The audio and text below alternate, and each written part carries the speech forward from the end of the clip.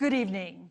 From the University of Utah in Salt Lake City, welcome to the first and only Vice Presidential Debate of 2020, sponsored by the Nonpartisan Commission on Presidential Debates.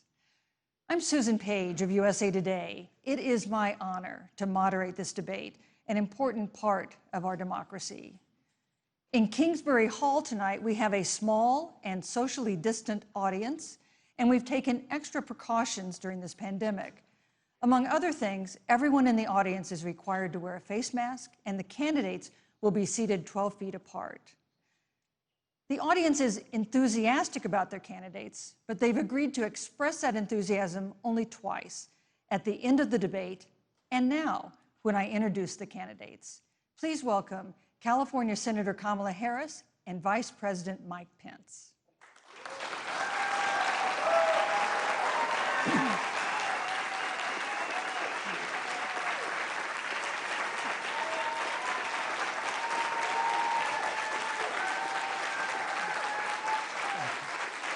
Thank you.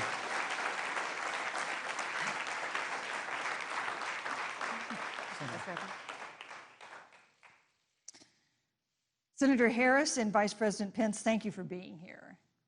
We're meeting as President Trump and the First Lady continue to undergo treatment in Washington after testing positive for COVID-19. We send our thoughts and prayers to them for their rapid and complete recovery and for the recovery of everyone afflicted by the coronavirus. The two campaigns and the Commission on Presidential Debates have agreed to the ground rules for tonight. I'm here to enforce them on behalf of the millions of Americans who are watching. One note, no one in either campaign or at the Commission or anywhere else has been told in advance what topics I'll raise or what questions I'll ask. This 90-minute debate will be divided into 9 segments of about 10 minutes each. I'll begin a segment by posing a question to each of you, sometimes the same question, sometimes a different question on the same topic. You will then have 2 minutes to answer without interruption by me or the other candidate. Then we'll take 6 minutes or so to discuss the issue. At that point, although there will always be more to say, we'll move on to the next topic. We want a debate that is lively, but Americans also deserve a discussion that is civil. These are tumultuous times, but we can and will have a respectful exchange about the big issues facing our nation. Let's begin with the ongoing pandemic that has cost our country so much. Senator Harris, the coronavirus is not under control. Over the past week, Johns Hopkins reports that 39 states have had more COVID cases over the past 7 days than in the week before.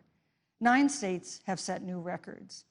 Even if a vaccine is released soon, the next administration will face hard choices. What would a Biden administration do in January and February that a Trump administration wouldn't do? Would you impose new lockdowns for businesses and schools and hotspots? A federal mandate to wear masks? You have 2 minutes to respond without interruption. Thank you, Susan. Well, the American people have witnessed what is the greatest failure of any presidential administration in the history of our country. And here are the facts. 210,000 dead people in our country in just the last several months. Over 7 million people who have contracted this disease. 1 in 5 businesses closed. We're looking at frontline workers who have been treated like sacrificial workers. We are looking at over 30 million people who in the last several months had to file for unemployment. And here's the thing. On January 28th, the Vice President and the President were informed about the nature of this pandemic. They were informed that it's lethal in consequence, that it is airborne, that it will affect young people, and that it would be contracted because it is airborne. And they knew what was happening, and they didn't tell you. Can you imagine if you knew on January 28th, as opposed to March 13th, what they knew, what you might have done to prepare? They knew and they covered it up. The president said it was a hoax. They minimized the seriousness of it. The president said, you're on one side of his ledger if you wear a mask, you're on the other side of his ledger if you don't. And in spite of all of that, today they still don't have a plan. They still don't have a plan. Well, Joe Biden does. And our plan is about what we need to do around a national strategy for contact tracing, for testing, for administration of the vaccine, and making sure that it will be free for all. That is the plan that Joe Biden has and that I have, knowing that we have to get a hold of what has been going on, and we need to save our country.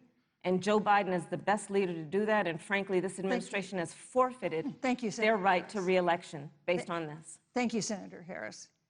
Vice President Pence, more than 210,000 Americans have died of COVID-19 since February.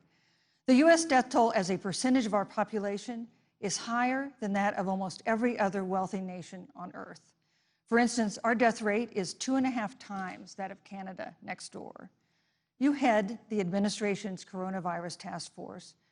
Why is the U.S. death toll as a percentage of our population higher than that of almost every other wealthy country? And you have 2 minutes to respond without interruption. Susan, thank you. And I want to thank the Commission and the University of Utah for hosting this event. And Senator Harris, it's a privilege to be on the stage with you. And our nation has gone through a very challenging time this year. But I want the American people to know that from the very first day, President Donald Trump has put the health of America first. Before, there were more than 5 cases in the United States, all people who had returned from China. President Donald Trump did what no other American president had ever done, and that was he suspended all travel from China, the second largest economy in the world. Now, Senator Joe Biden opposed that decision. He said it was xenophobic and hysterical. But I can tell you, having led the White House Coronavirus Task Force, that that decision alone by President Trump bought us invaluable time to stand up the greatest national mobilization since World War II. And I believe it saved hundreds of thousands of American lives. Because with that time, we were able to reinvent testing. More than 115 million tests have been done to date. We were able to see to the delivery of billions of supplies so our doctors and nurses had the resources and support they needed. And we began, really, before the month of February was out, to develop a vaccine and to develop medicines and therapeutics that have been saving lives all along the way. And under President Trump's leadership, Operation Warp Speed, we believe, will have literally tens of millions of doses of a vaccine before the end of this year. The reality is, when you look at the Biden plan, it reads an awful lot like what President Trump and I and our task force have been doing every step of the way. I mean, quite frankly, when I look at their plan that talks about advancing testing, creating new PPE, developing a vaccine, it looks a little bit like plagiarism, which is something Joe Biden knows a little bit about.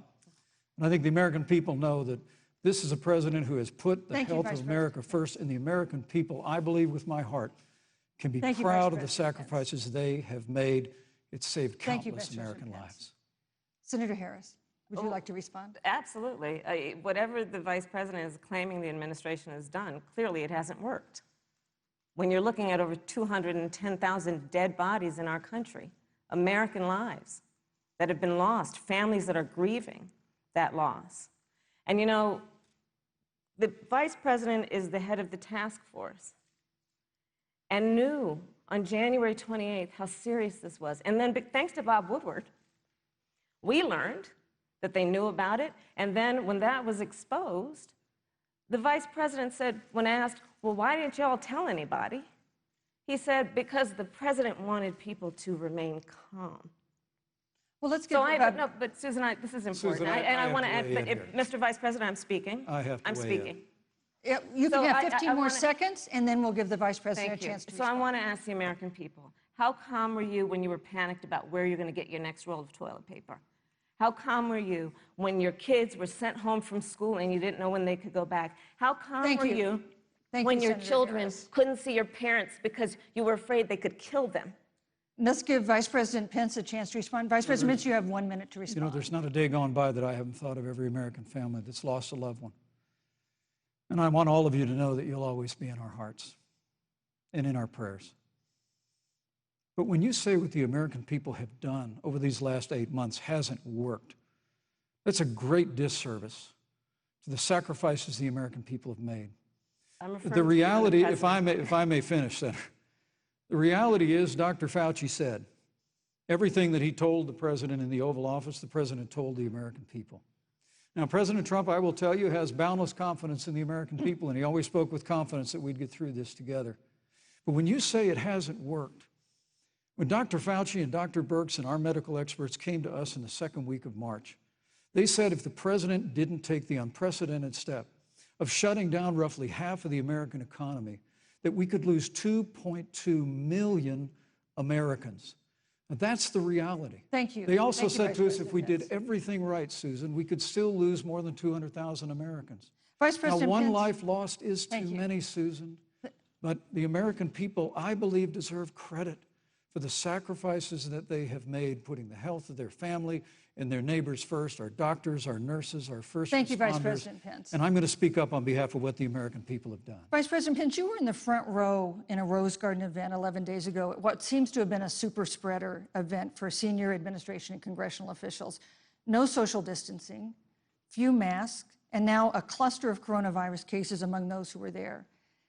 How can you expect Americans to follow the administration's safety guidelines to protect themselves from COVID when you at the White House have not been doing so?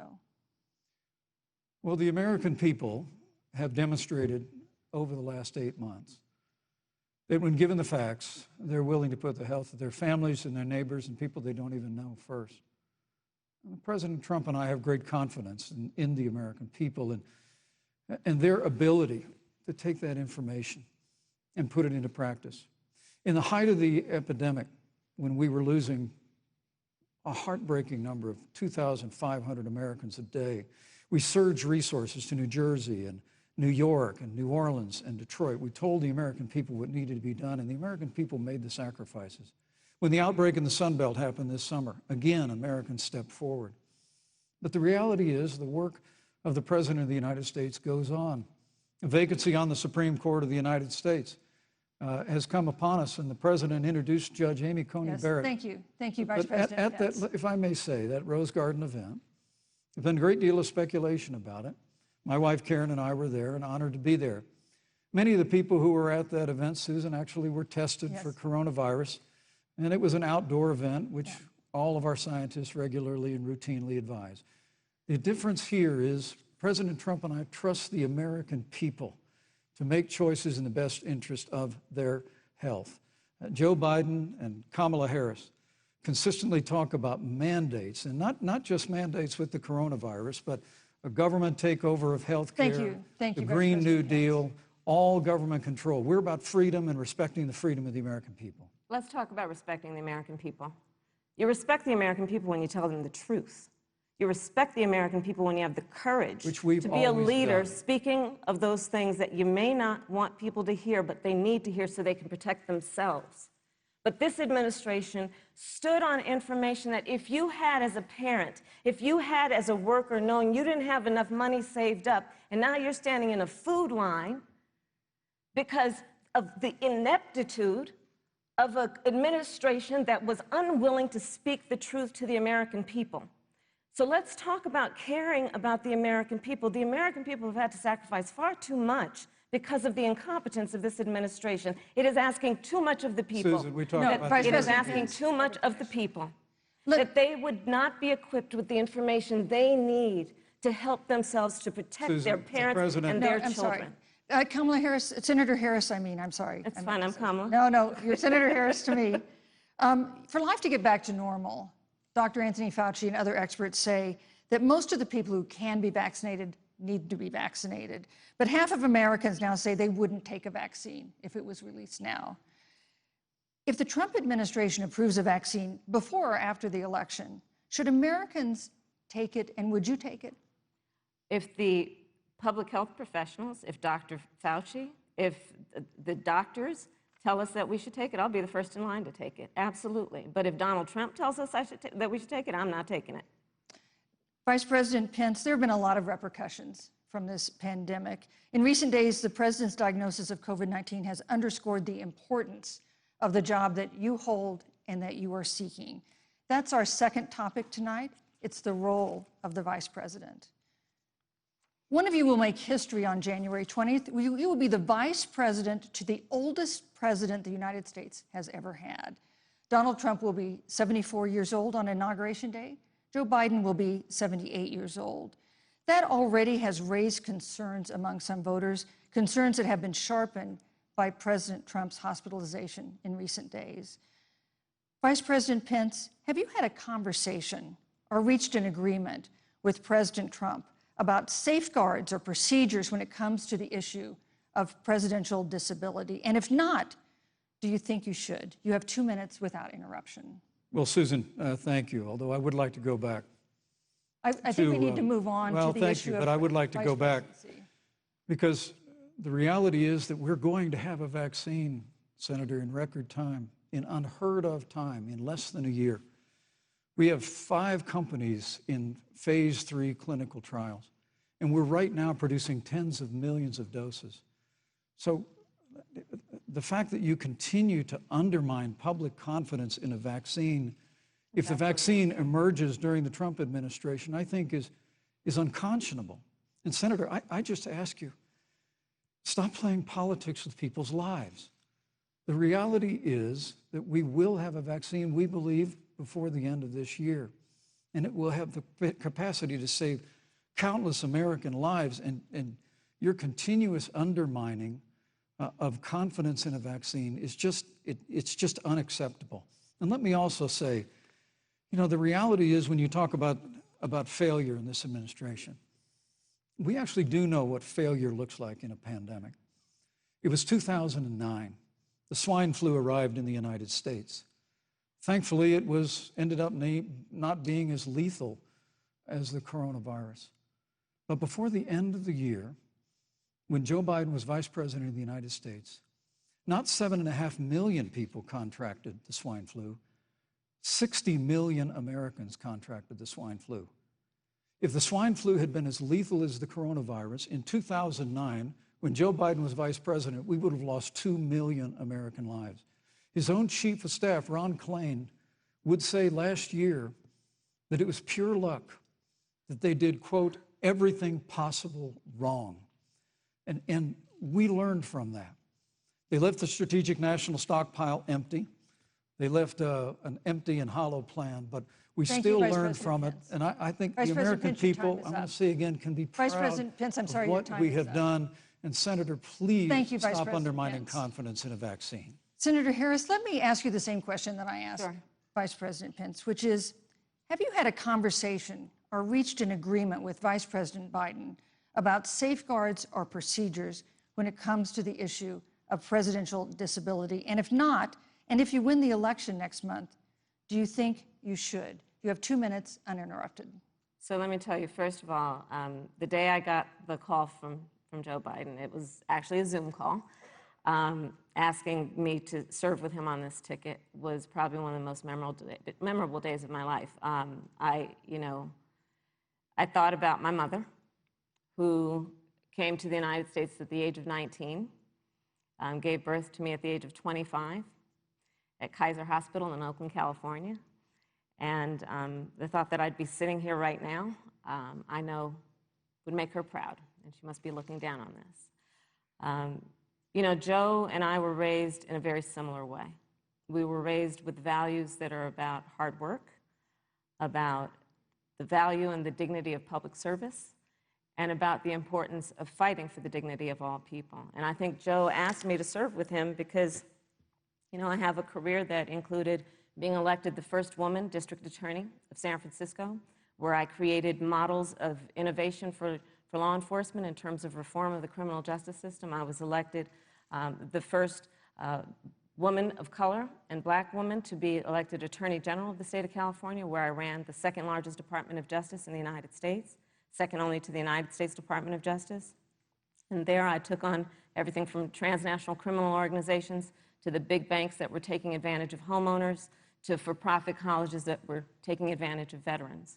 And then, of course, now I serve in the United States Senate as only the second black woman ever elected to the United States Senate. I serve on the Senate Intelligence Committee, where I've been in regular receipt of classified information about threats to our nation and hotspots around the world. I've traveled the world. I've met with our soldiers in war zones. And I think Joe has asked me to serve with him because he knows that we share a purpose which is about lifting up the American people. And after the 4 years that we have seen of Donald Trump unifying our country around our common values and principles. Thank you, Senator Harris. You know, neither President Trump nor Vice President Biden has released a sort of detailed health information that had become the modern norm until the 2016 election. And in recent days, President Trump's doctors have given misleading answers or refused to answer basic questions about his health.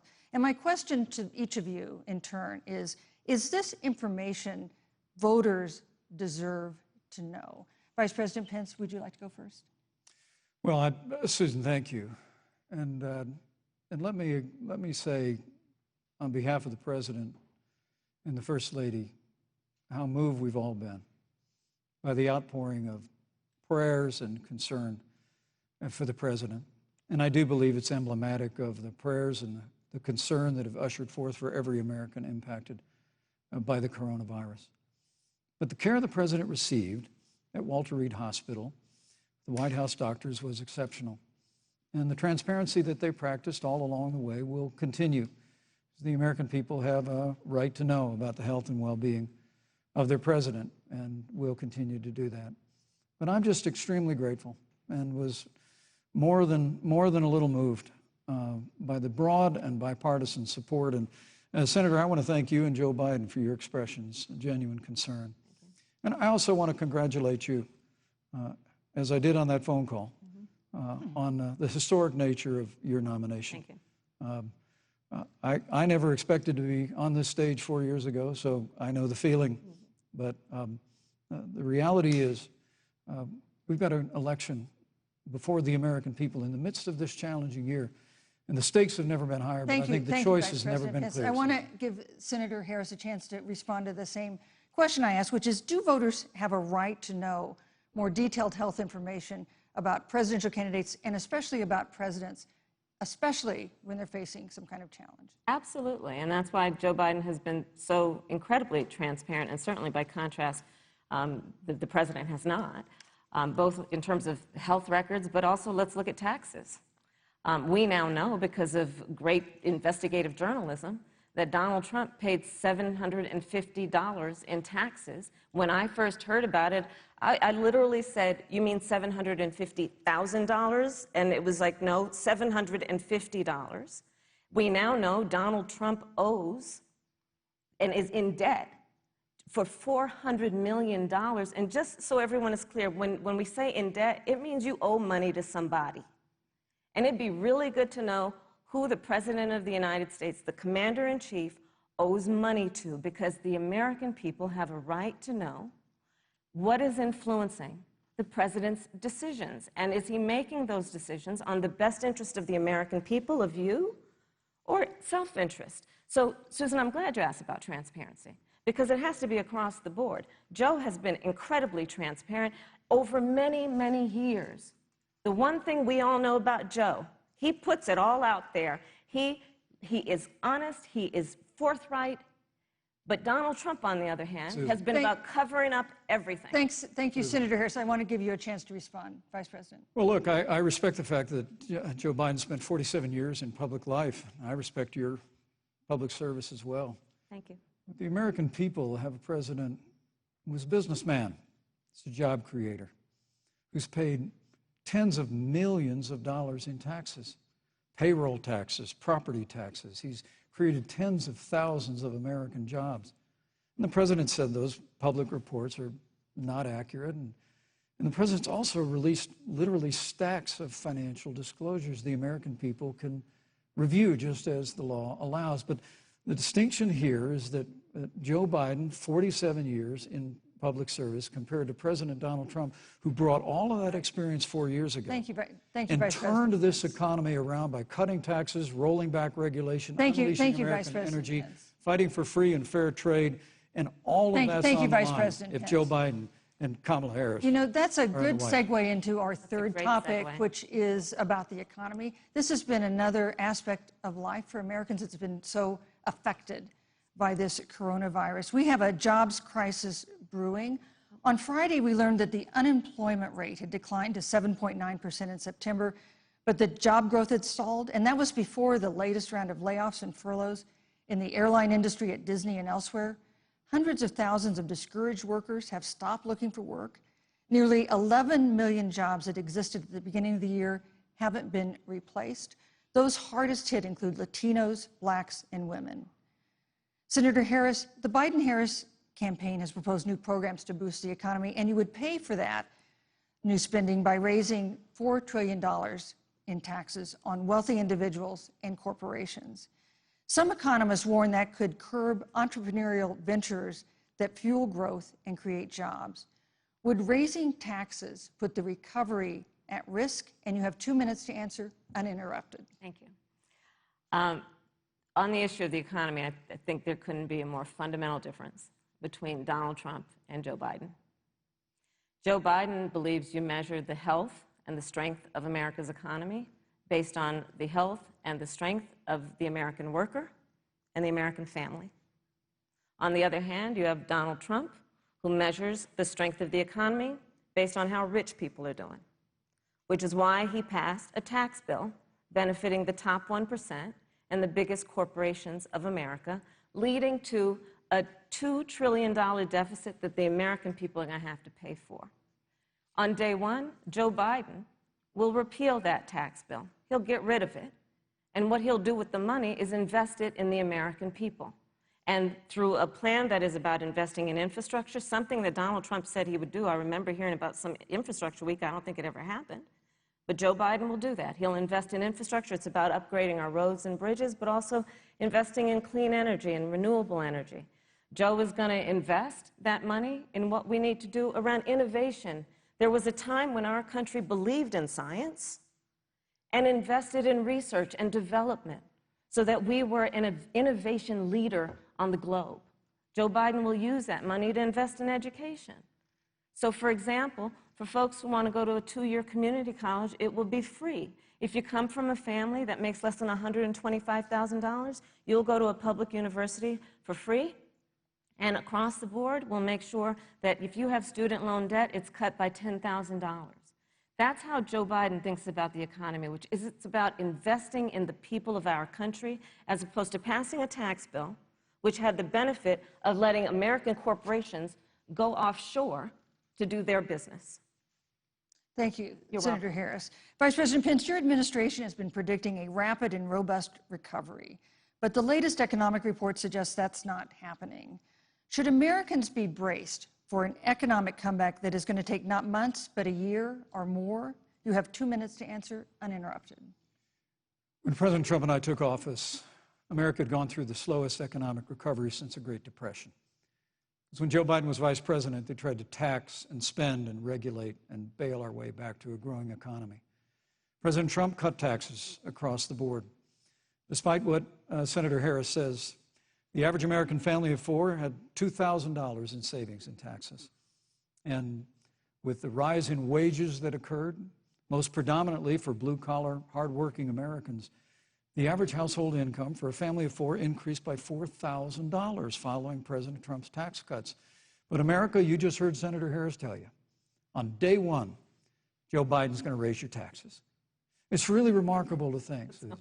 I mean, right after a time where we're going through a pandemic that lost 22 million jobs at the height, we've already added back 11.6 million jobs because we had a president who cut taxes, rolled back regulation, unleashed American energy, fought for free and fair trade, and secured $4 trillion from the Congress of the United States to give direct payments to families, save 50 million jobs through the Paycheck Protection Program. We literally have spared no expense to help the American people and the American worker through this. Joe Biden and Kamala Harris want to raise taxes. They want to bury our economy under a $2 trillion Green New Deal, which you were one of the original co-sponsors of in the United States Senate. They want to abolish fossil fuels and ban fracking, which would cost hundreds of thousands of American jobs all across the heartland. And Joe Biden wants to go back to the economic surrender to China, that when we took office, half of our international trade deficit was with China alone. And Joe Biden wants to repeal all of the tariffs that President Trump put into effect to fight for American jobs and American workers. Joe Biden says democracy's on the ballot. Make no mistake about it, Susan. The American economy, the American comeback is on the ballot with 4 more years of growth and opportunity, 4 more years of President Donald Trump. 2021 is going to be the biggest economic year in the history of this country. Thank you, Vice President Pence. Senator Harris. Well, I mean, I thought we saw enough of it in last week's debate, but I think this is supposed to be a debate based on fact and truth. And the truth and the fact is, Joe Biden has been very clear. He will not raise taxes on anybody who makes less than $400,000 a year. He said he's going to repeal the Trump tax cuts. Mr. Vice President, I'm speaking. Well, wait, I'm speaking. It'd be important if you said the truth. Joe Biden said twice in the debate last week that he's going to repeal the Trump tax cuts. That was tax cuts that gave the average working family $2,000 in a tax break every single year. Senator, that is absolutely not true. Is he only going to repeal part of the Trump tax cuts? If you don't mind letting me finish, we can then have a conversation, okay? Please. Okay. Joe Biden will not raise taxes on anyone who makes less than $400,000 a year. He has been very clear about that. Joe Biden will not end fracking. He has been very clear about that. Joe Biden is the one who, during the Great Recession, was responsible for the Recovery Act that brought America back. And now the Trump-Pence administration wants to take credit when they rode the coattails of Joe Biden's success for the economy that they had at the beginning of their term. Of course, now the economy is a complete disaster.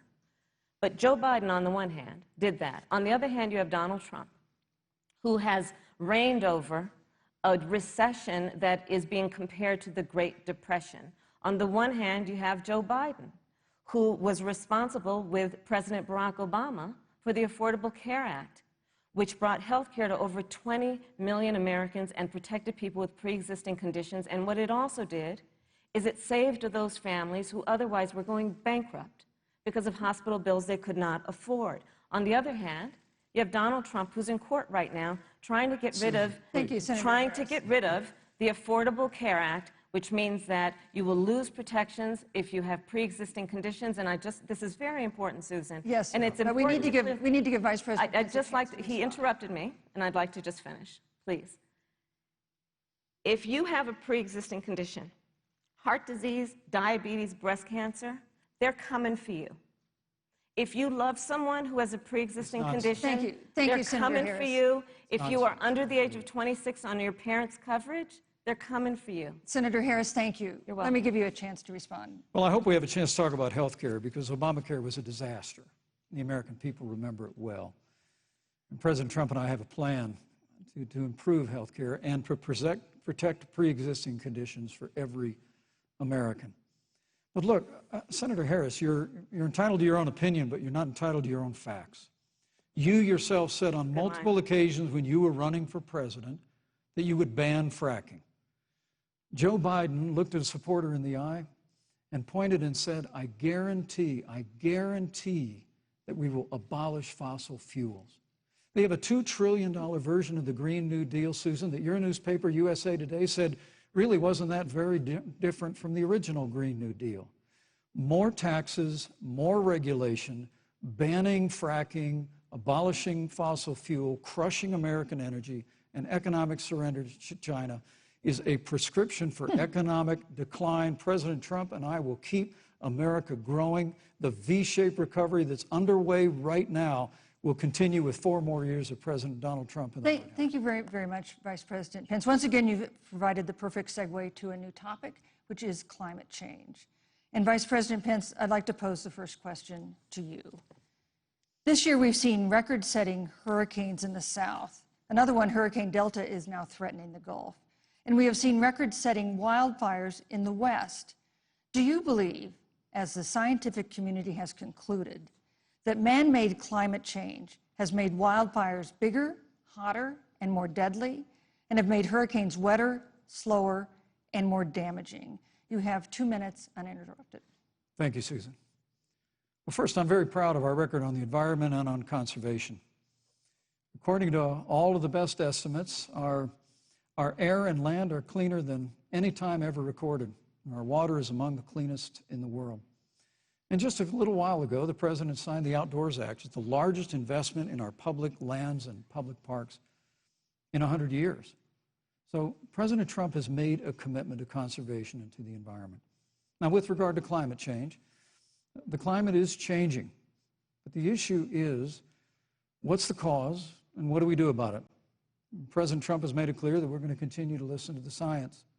Now, Joe Biden and Kamala Harris would put us back in the Paris Climate Accord. They'd impose the Green New Deal, which would crush American energy, would increase the energy costs of American families in their homes, and literally would crush American jobs.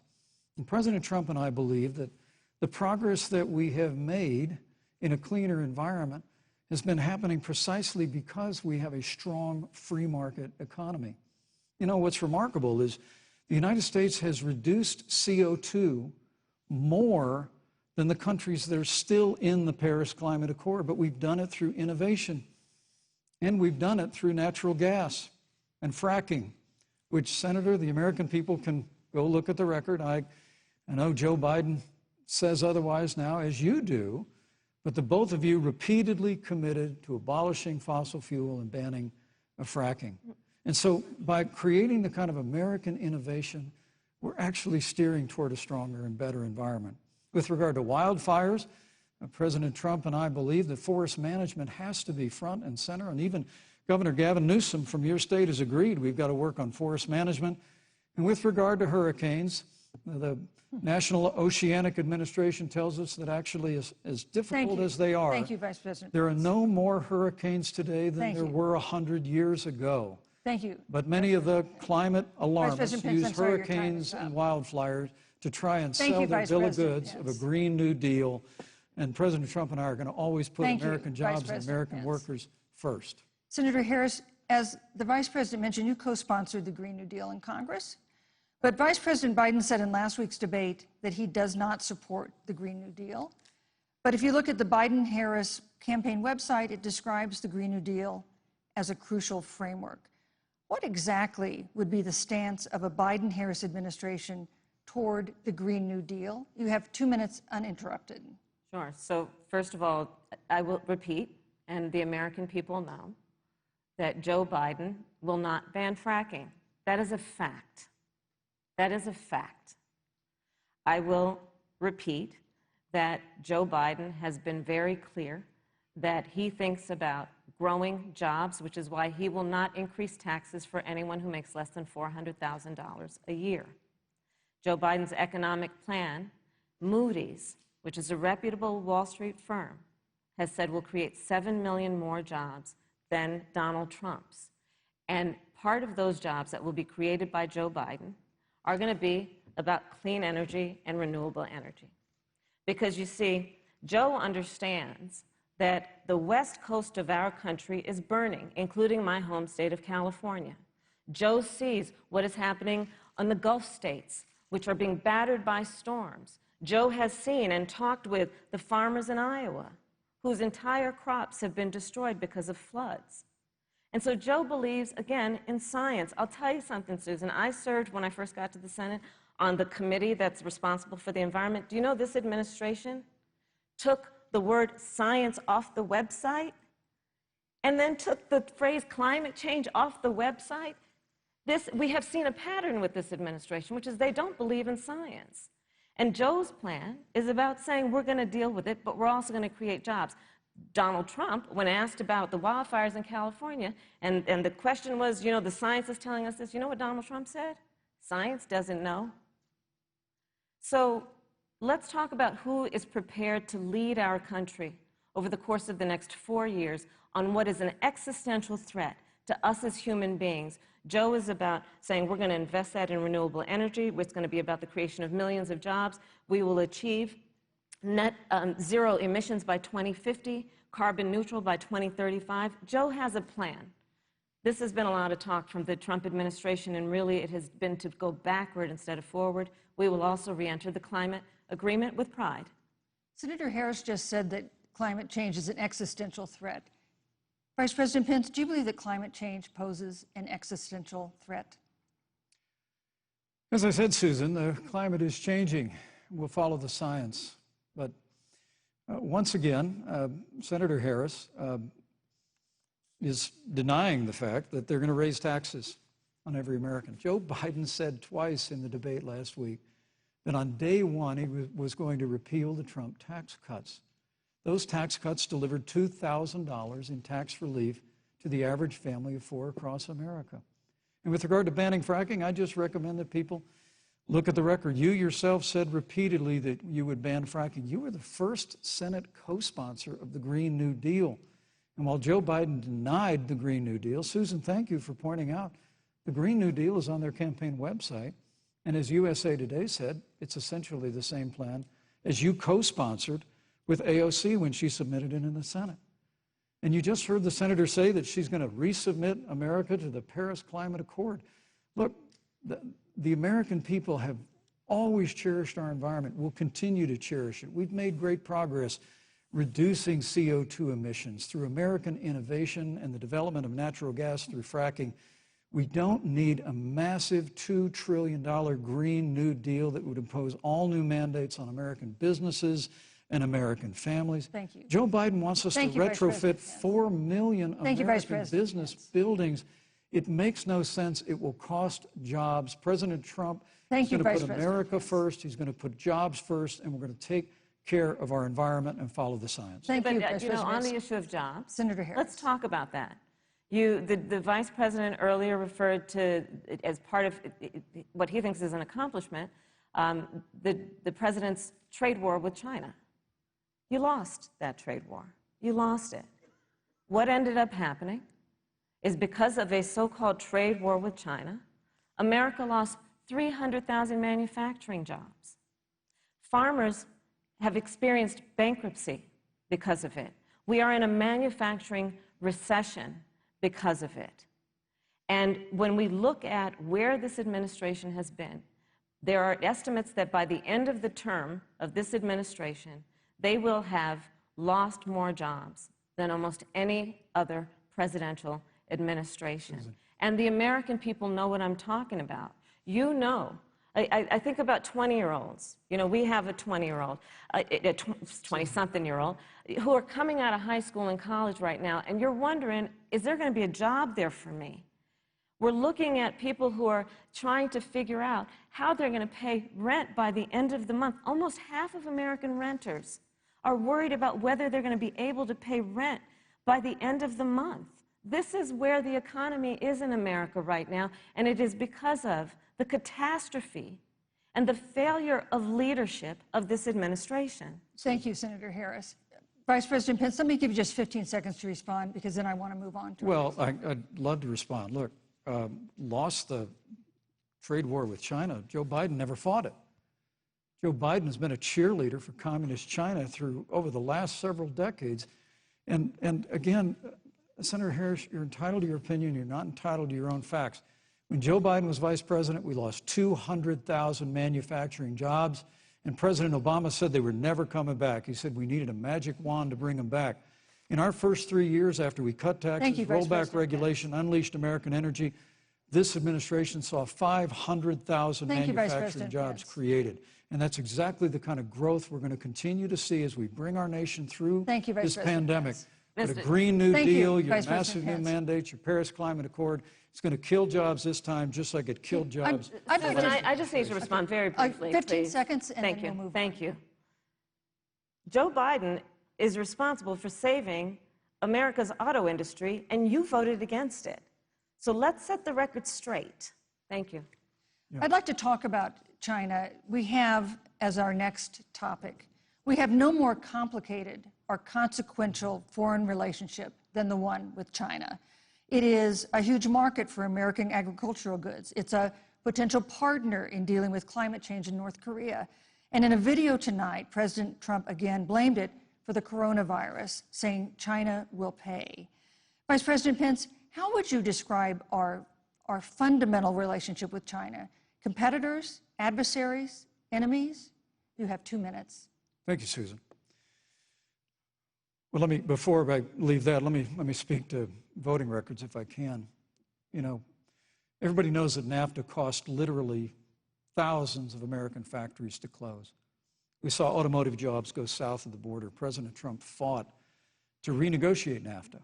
And the United States-Mexico-Canada agreement is now the law of the land. American people deserve to know Senator Kamala Harris was one of only 10 members of the Senate to vote against the USMCA. It was a huge win for American auto workers. It was a huge win for American farmers, especially dairy in the upper Midwest.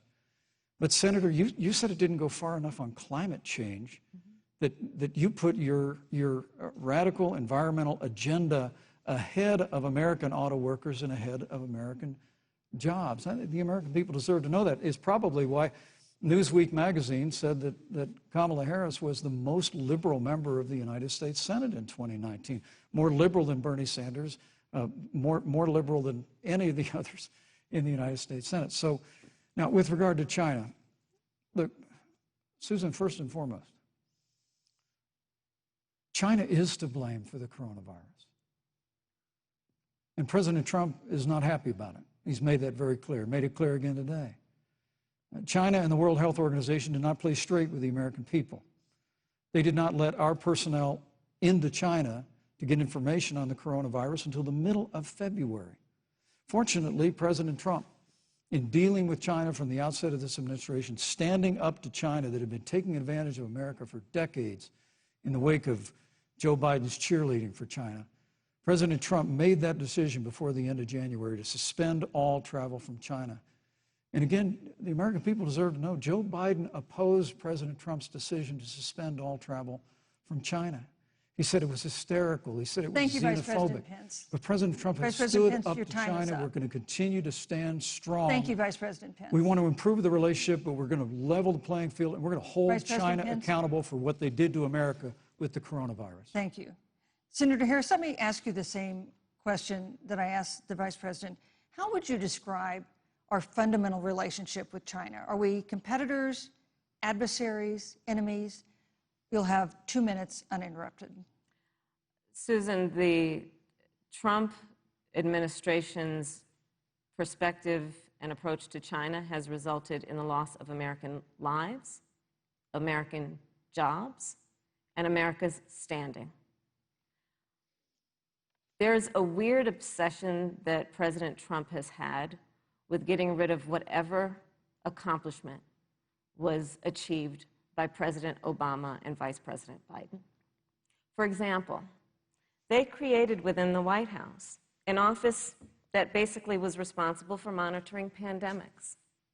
They got rid of it. Not true. There was a team of disease experts that President Obama and Vice President Biden dispatched to China to monitor what is now predictable and what might happen. They pulled them out.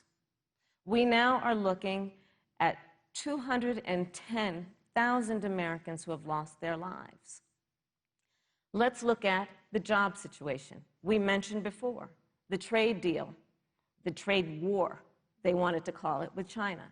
It resulted in the loss of over 300 manufacturing jobs and a manufacturing recession, and the American consumer paying thousands of dollars more for goods because of that failed war that they called it. Then let's talk about standing. Pew, a reputable research firm, has done an analysis that shows that leaders of all of our formerly allied countries have now decided that they hold in greater esteem and respect Xi Jinping, the head of the Chinese Communist Party, than they do Donald Trump, the President of the United States, the Commander-in-Chief of the United States. This is where we are today because of a failure of leadership by this administration. Senator Harris, we've seen changes in the role of the United States in terms of global leadership over the past 4 years. And of course, times do change. What's your definition? We've seen strains with China, of course, as the Vice President mentioned. We've seen strains with our traditional allies in NATO and elsewhere. What is your definition of the role of American leadership in 2020? So you know, Joe is, I love talking with Joe about a lot of these issues. And, you know, Joe, I think he said it quite well. He says, you know, foreign policy, it might sound complicated, but really it's relationships. So just think about it as relationships. And so we know this in our personal and professional relationships. You got to keep your word to your friends. You got to be loyal to your friends. People who've stood with you, got to stand with them. You got to know who your adversaries are and keep them in check. But what we have seen with Donald Trump is that he has betrayed our friends and embraced dictators around the world. Let's take, for example, Russia. So, Russia, I serve on the Intelligence Committee of the United States Senate. America's intelligence community told us Russia interfered in the election of the President of the United States in 2016 and is playing in 2020. Christopher Wray, the director of the FBI, said the same. But Donald Trump, the commander-in-chief of the United States of America, prefers to take the word of Vladimir Putin over the word of the American intelligence community. You look at our friends at NATO. He has walked away from agreements. You can look at the Iran nuclear deal, which now has put us in a position where we are less safe because they are building up what might end up being a significant nuclear arsenal. We were in that deal, guys. We were in the Iran nuclear deal with friends, with allies around the country. And because of Donald Trump's unilateral approach to foreign policy, coupled with his isolationism, he pulled us out and has made America less safe. So, Susan, it's about relationships. And the thing that has always been part of the strength of our nation, in addition to our great military, has been that we keep our word. But Donald Trump doesn't understand that because he doesn't understand what it means to be honest. Thank you, Senator Harris. Vice President Pence, let me give you a chance to respond. Well, thank you. Well, President Trump kept his word when we moved the American embassy to Jerusalem, the capital of the state of Israel. When Joe Biden was vice president, they promised to do that, and they never did. We stood strong with our allies, but we've been demanding. NATO is now contributing more to our common defense than ever before, thanks to President Trump's leadership. We've strengthened our alliances across the Asia-Pacific, and we've stood strong against those who would do us harm. You know, when President Trump came into office, ISIS had captured an area of the Middle East the size of Pennsylvania. But President Trump unleashed the American military, and our armed forces destroyed the ISIS caliphate and took down their leader, al-Baghdadi, without one American casualty. Al-Baghdadi was responsible for the death of thousands. But notably, America's hearts today are with the family of Kayla Mueller, her parents of which are here with us tonight in Salt Lake City. Today, two of the ISIS killers responsible for Kayla Mueller's murder were brought to justice in the United States. Jihadi John was killed on the battlefield along with the other beetle. The reality is that when Joe Biden was vice president, we had an opportunity to save Kayla Mueller. It breaks my heart to reflect on it, but the military came into the Oval Office, presented a plan. They said they knew where Kayla was. Baghdadi had held her for 18 months, abused her mercilessly before they killed her. But when Joe Biden was vice president, they hesitated for a month. And when armed forces finally went in, it was clear she'd been moved 2 days earlier.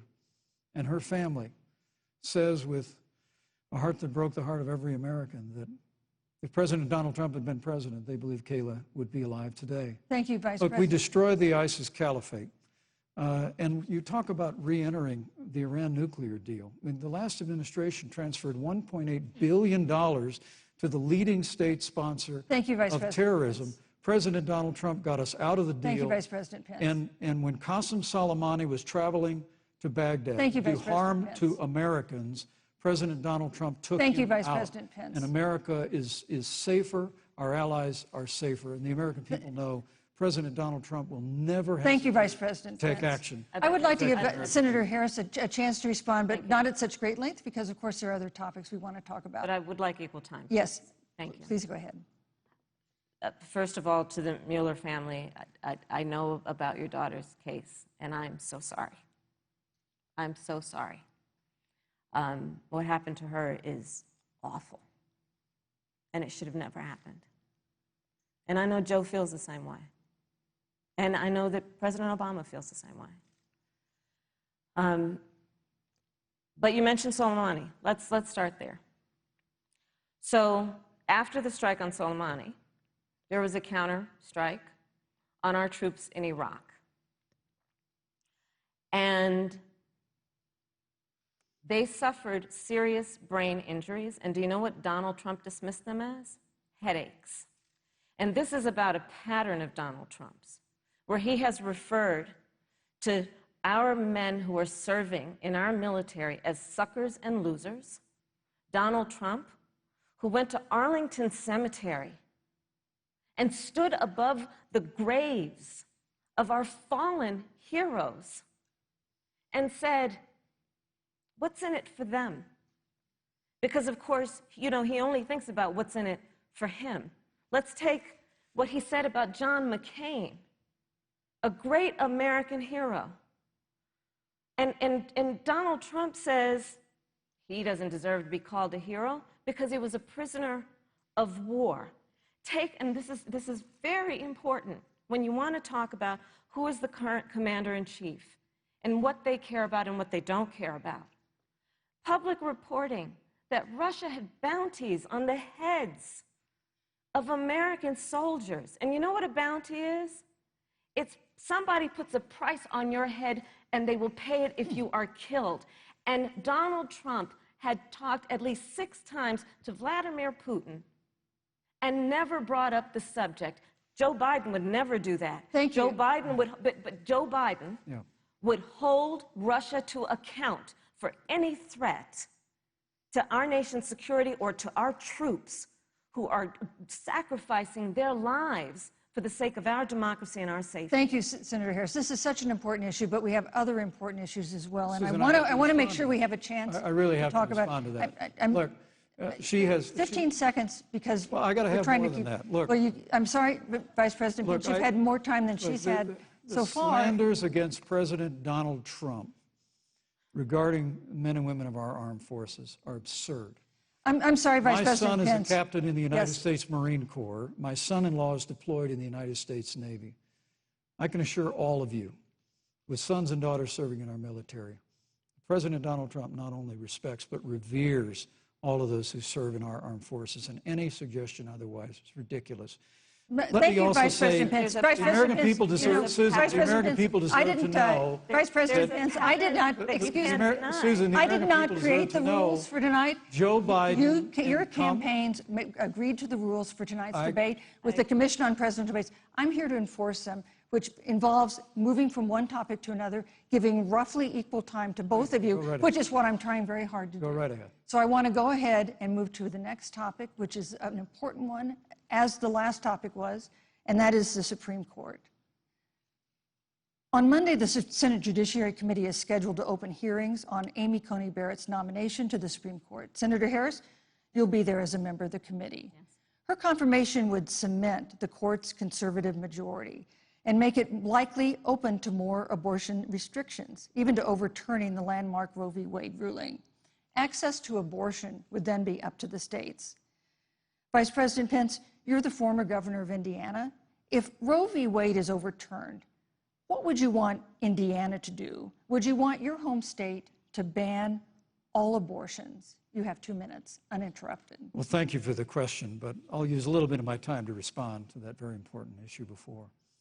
The American people deserve to know Qasem Soleimani, the Iranian general, was responsible for the death of hundreds of American service members.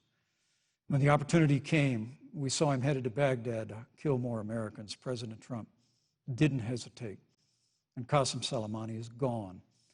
But you deserve to know that Joe Biden and Kamala Harris actually criticized the decision to take out Qasem Soleimani.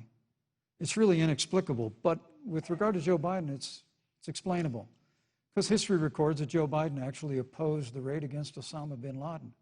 It's absolutely essential that we have a commander-in-chief who will not hesitate to act to protect American lives and to protect American service members, and that's what you have in President Donald Trump.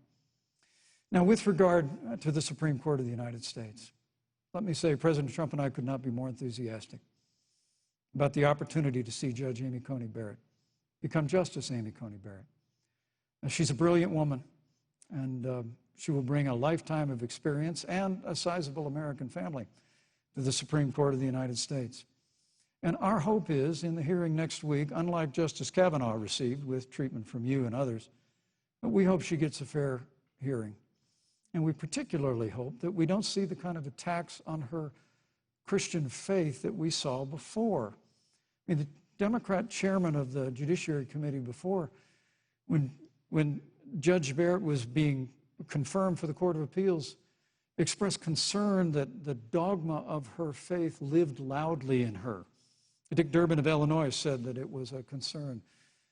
Senator, I know one of our judicial nominees you actually attacked because they were a member of the Catholic Knights of Columbus, just because the Knights of Columbus holds pro-life views and Thank you. views. Thank you, Vice President Pence. So Your my time hope is is that up. when the hearing takes place, Thank you, Vice President Pence. that Judge Amy Coney Barrett will be respected, Thank you, treated Vice President respectfully, Pence. voted and confirmed Thank to the you. Supreme Court of the United States. Senator Harris, you're the senator from and former Attorney General of California. So let me ask you a parallel question to the one I posed to the Vice President. If Roe v. Wade is overturned, what would you want California to do? Would you want your home state to enact no restrictions on access to abortion? And you have 2 minutes uninterrupted. Thank you, Susan. First of all, Joe Biden and I are both people of faith, and it's insulting to suggest that we would knock anyone for their faith. And in fact, Joe, if elected, will be only the second practicing Catholic as President of the United States. On the issue of this nomination, Joe and I are very clear, as are the majority of the American people. We are 27 days before the decision about who will be the next president of the United States. And, you know, before, when this conversation has come up, you know, it's been about election year or election time. We're literally in an election. Over 4 million people have voted. People are in the process of voting right now. And so Joe has been very clear, as the American people are.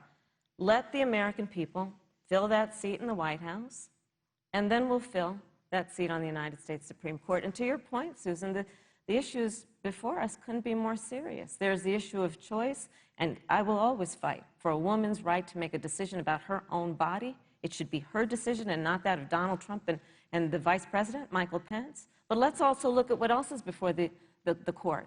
It's the Affordable Care Act. Like, literally in the midst of a public health pandemic, when over 210,000 people have died and 7 million people probably have what will be in the future considered a pre-existing condition because you contracted the virus. Donald Trump is in court right now trying to get rid of the Affordable Care Act. And I said it before, and it bears repeating. This means that there will be no more protections, if they win, for people with pre-existing conditions. Yeah. This means that over 20 million people will lose your coverage. It means that if you're under the age of 26, you can't stay on your parents' coverage anymore. And here's the thing. The contrast couldn't be more clear. They're trying to get rid of the Affordable Care Act. Joe Biden is saying, let's expand coverage. Let's give you a choice of a public option or private coverage. Let's bring down premiums. Thank you, Senator Let's Harris. lower Medicare eligibility to 60. Thank you, Senator. That's true Harris. leadership. You know, you mentioned earlier, Vice President Pence, that the president was committed to maintaining protections for people with pre-existing conditions. But you do have this court case that you are supporting, your administration supporting, that would strike down the Affordable Care Act. The president says, President Trump says that he's going to protect people with pre-existing conditions, but he has not explained how he would do that. And that was one of the toughest nuts to crack when they were passing the Affordable Care Act. So tell us specifically, how would your administration protect Americans with pre-existing conditions to have access to affordable insurance if the Affordable Care Act is struck down? Well, thank you, Susan. But let me just say, addressing your very first question, I couldn't be more proud to serve as vice president to a president who stands without apology for the sanctity of human life. I'm pro-life.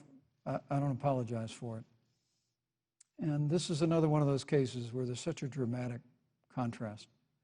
Joe Biden and Kamala Harris support taxpayer funding of abortion all the way up to the moment of birth, late-term abortion. They want to increase funding to Planned Parenthood of America. Now, for our part, I would never presume how Judge Amy Coney Barrett would rule on the Supreme Court of the United States, but we'll continue to stand strong for the right to life. When you speak about the Supreme Court, though, I think the American people really deserve an answer, Senator Harris. Are you and Joe Biden going to pack the court if Judge Amy Coney Barrett is confirmed? I mean, there have been 29 vacancies on the Supreme Court during presidential election years, from George Washington to Barack Obama. Presidents have nominated in all 29 cases. But your party is actually openly advocating adding seats to the Supreme Court, which has had 9 seats for 150 years, if you don't get your way. This is a classic case of, if you can't win by the rules, you're going to change the rules. Now, you've refused to answer the question. Joe Biden has refused to answer the question. So I think the American people would really like to know, if Judge Amy Coney Barrett is confirmed at the Supreme Court of the United States, are you and Joe Biden, if somehow you win this election, going to pack the Supreme Court to get your way? I'm so glad we went through a little history lesson. Let's do that a little more. In 1864... Well, I'd like you to answer the question. No, Mr. Yes, Vice President, I'm please, speaking. very I'm fast. speaking. Okay. In 1864, one of the, I think, political heroes, certainly of the president, I assume of you also, Mr. Vice President, is Abraham Lincoln. Mm-hmm. Abraham Lincoln was up for re-election, and it was 27 days before the election, and a seat became open on the United States Supreme Court. Abraham Lincoln's party was in charge not only of the White House, but the Senate. But Honest Abe said it's not the right thing to do. The American people deserve to make the decision about who will be the next president of the United States, and then that person can select who will serve for a lifetime on the highest court of our land. And so Joe and I are very clear. The American people are voting right now, and it should be their decision about who will serve on this most important body for a lifetime. Thank you, And Senator the Harris. people, Susan, are voting right now. They'd like to know if you and Joe Biden are going to pack the Supreme Court if you don't get your way in this nomination.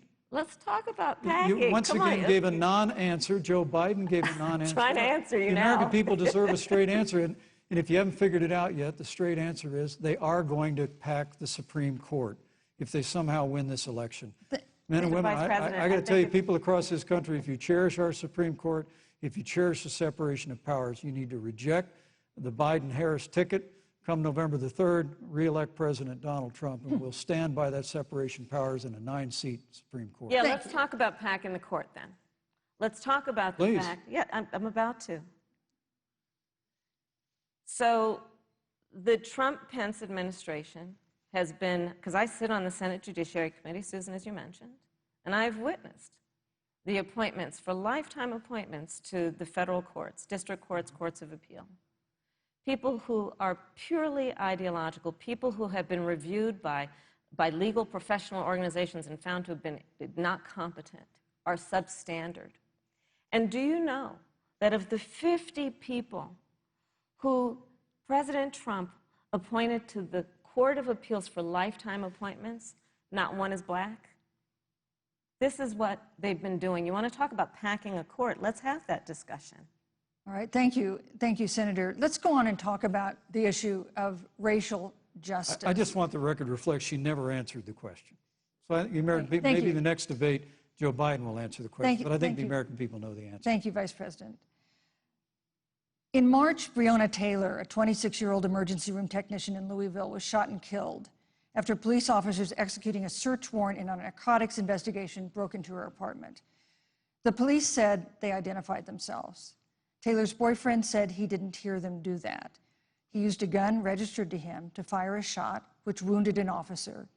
The officers then fired more than 20 rounds into the apartment. They say they were acting in self-defense. None of them have been indicted in connection with her death. Senator Harris, in the case of Breonna Taylor, was justice done? You have 2 minutes. I don't believe so. And I've talked with Breonna's mother, Tamika Palmer. and her family. And her family deserves justice. She was a beautiful young woman. She had as her life goal to become a nurse, and she wanted to become an EMT to first learn what's going on out on the street so she could then become a nurse and save lives.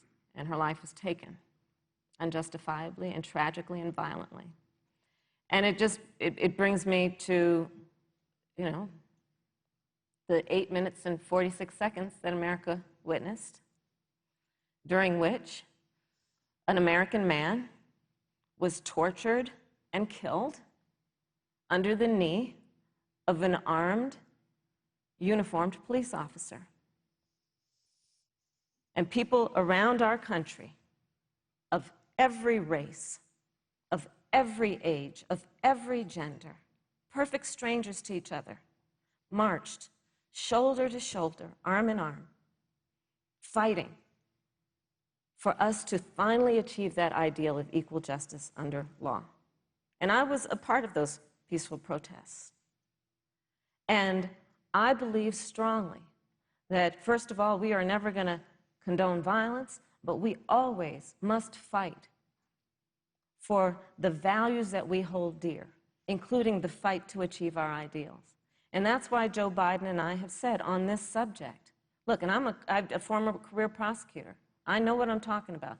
Bad cops are bad for good cops.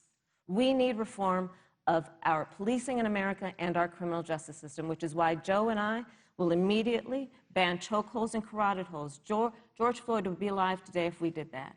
We will require a national registry for police officers who break the law.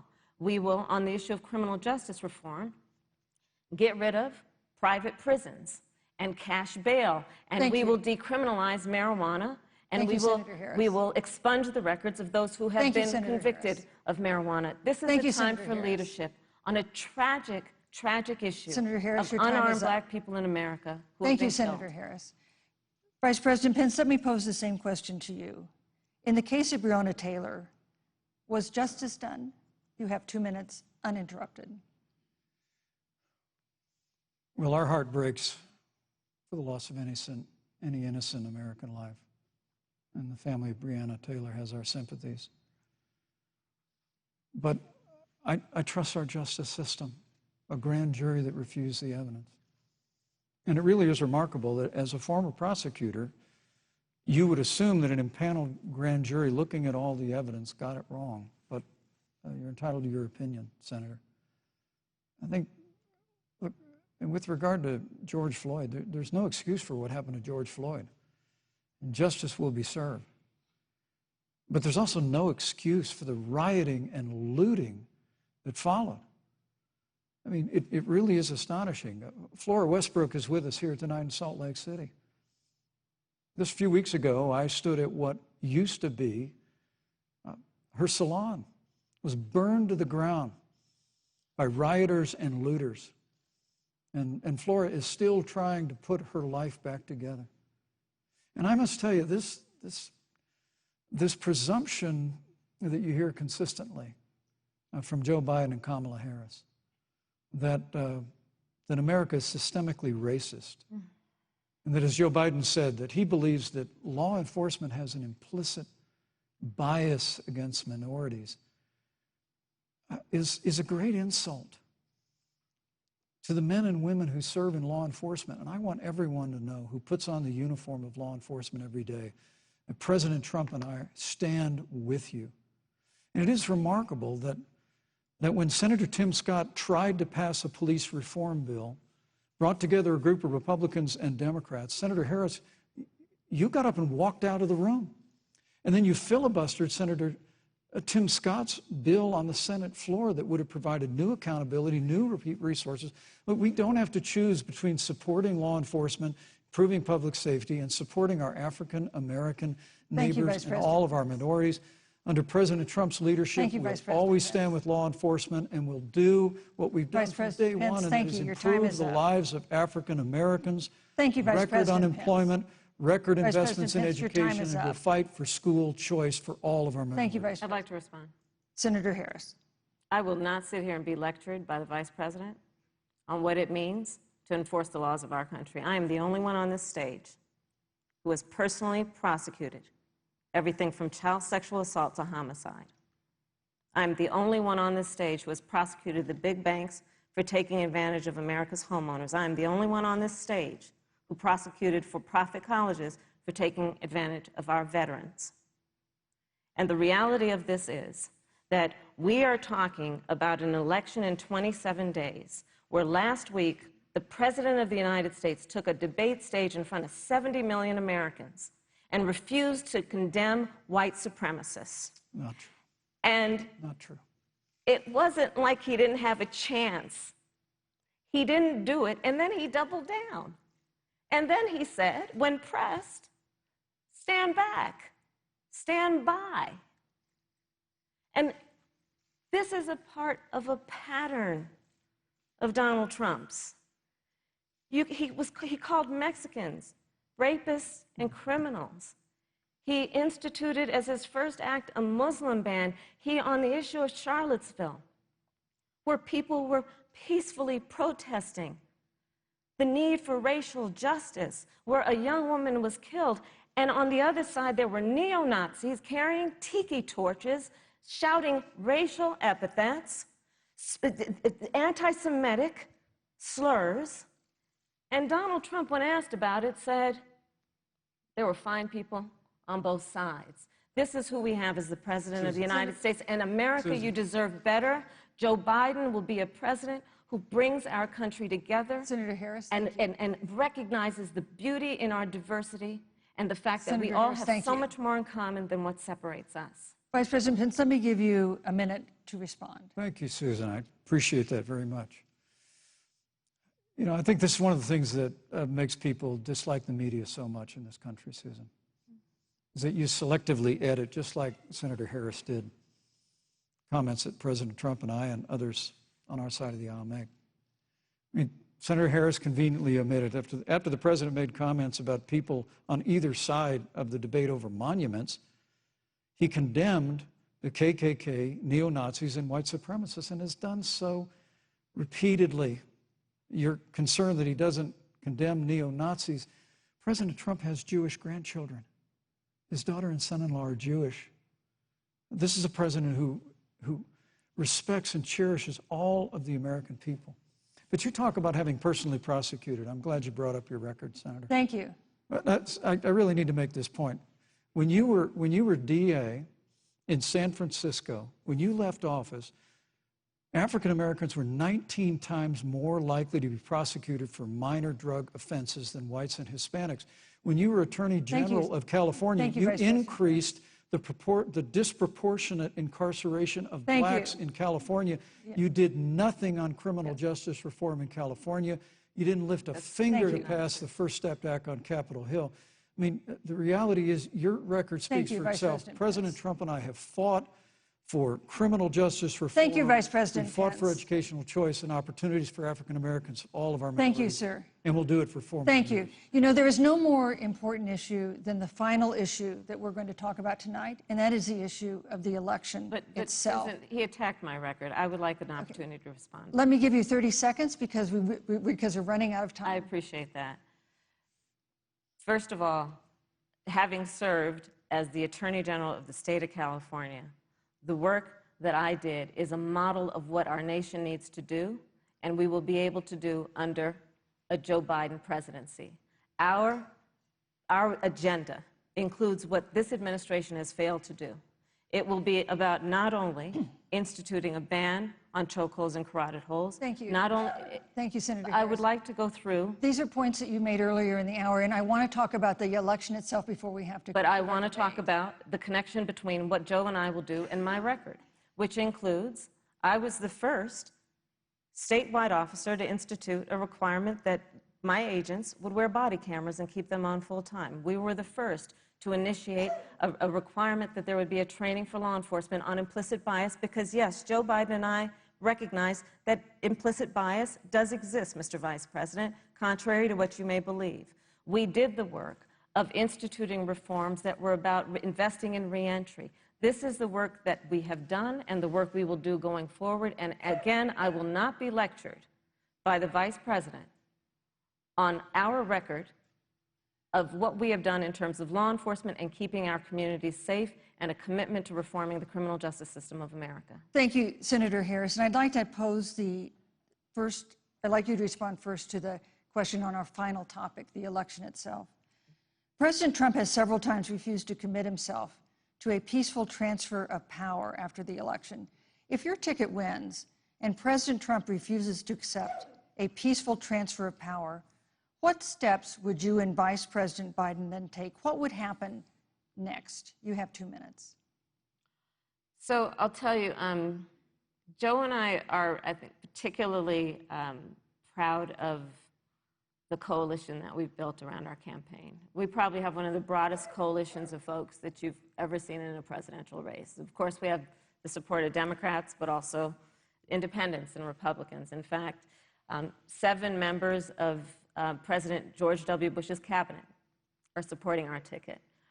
We have the support of Colin Powell, Cindy McCain, John Kasich, over 500 generals, retired generals, and former national security experts and advisors are supporting our campaign.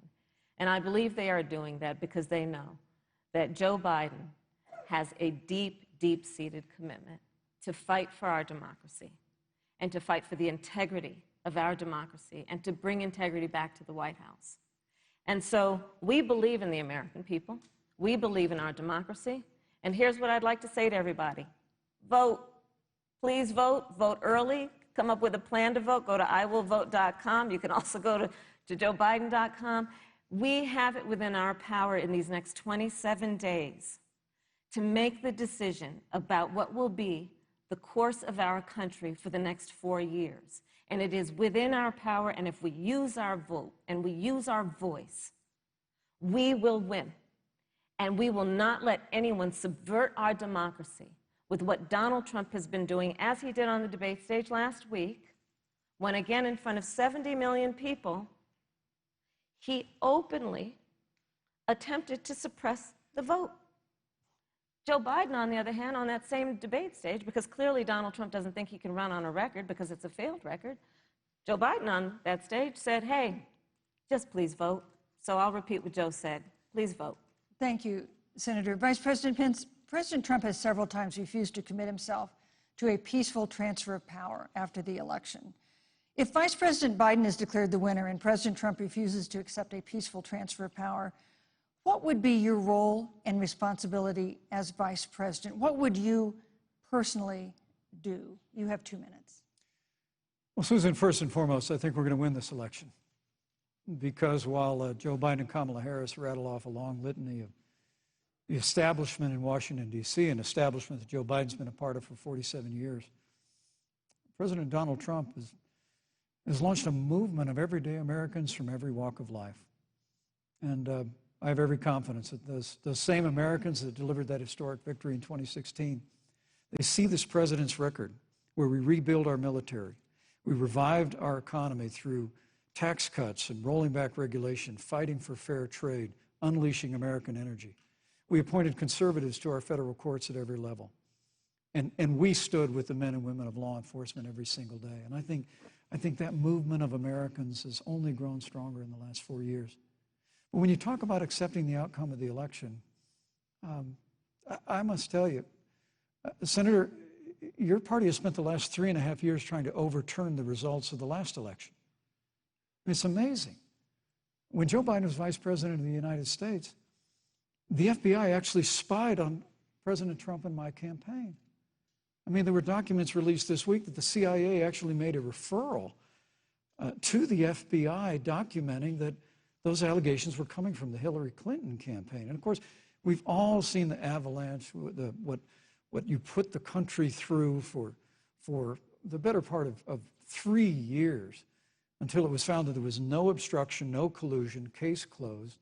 And then, Senator Harris, you and your colleagues in the Congress tried to impeach the President of the United States over a phone call. And now Hillary Clinton has actually said to Joe Biden that in her words, under no circumstances should he concede the election. So let me just say, I think we're going to win this election. President Trump and I are fighting every day in courthouses to prevent Joe Biden and Kamala Harris from changing the rules and creating this universal mail-in voting that will create a massive opportunity for voter fraud. And we have a free and fair election. We know we're going to have confidence in it. And I believe in all my heart that President Donald Trump's going to be reelected for 4 more years. You know, I've written all the questions that I've asked tonight, but for the final question of the debate, I'd like to read a question that someone else wrote. The Utah Debate Commission asked students in the state to write essays about what they would like to ask you. And I want to close tonight's debate with the question posed by Brecklin Brown.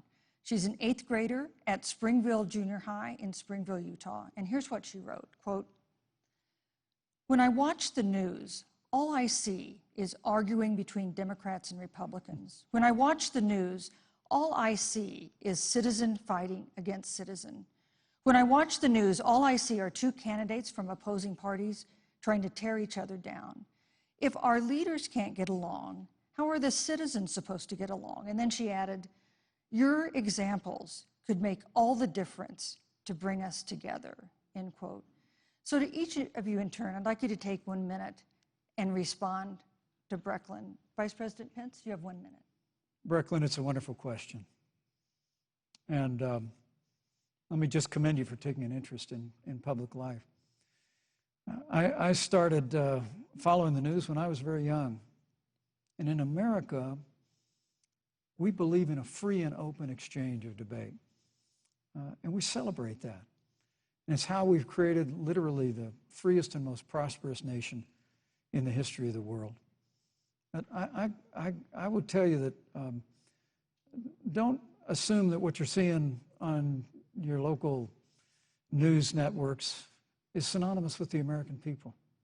You know, I look at the relationship between Justice Ruth Bader Ginsburg, the late justice who we just lost from the Supreme Court, and the late Justice Antonin Scalia.